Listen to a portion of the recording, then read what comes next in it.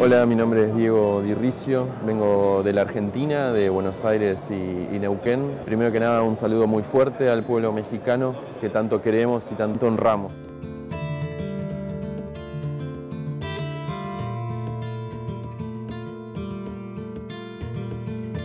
Para nosotros es importante que el pueblo mexicano pueda trabajar antes de que el daño esté hecho.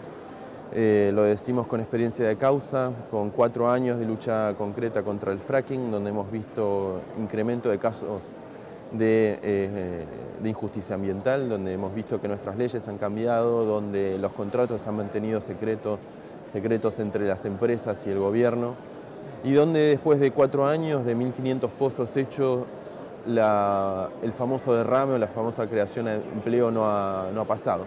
On nous a raconté à nous aussi que ça nous donnerait de l'argent, des emplois, et on sait que ce n'est pas vrai, que ça ne fait que détruire notre environnement. Ils sont là pour peu de temps, mais quand ils repartent, les dégâts restent là. Je suis canadienne, québécoise, professeure d'université, mais surtout citoyenne.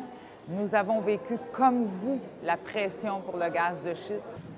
Mais si on a obtenu en France l'interdiction de la fracturation hydraulique, c'est parce que les citoyens, les paysans dans les villages, là où il y avait des permis d'exploration, et les élus, donc les maires et les conseils municipaux avec leur écharpe bleu, blanc, rouge, se sont mobilisés très fortement pour dire on n'en veut pas ici.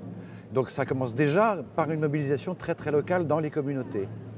La organización ha sido la clave para poder debatir y llegar a conclusiones que puedan efectivamente tornarse en decisiones políticas de los lugares.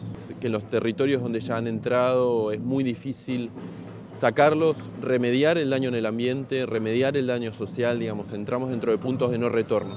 En parallèle à la mobilisation contre les hydrocarbures extrêmes, il y a aussi à se mobiliser contre les accords de libre-échange.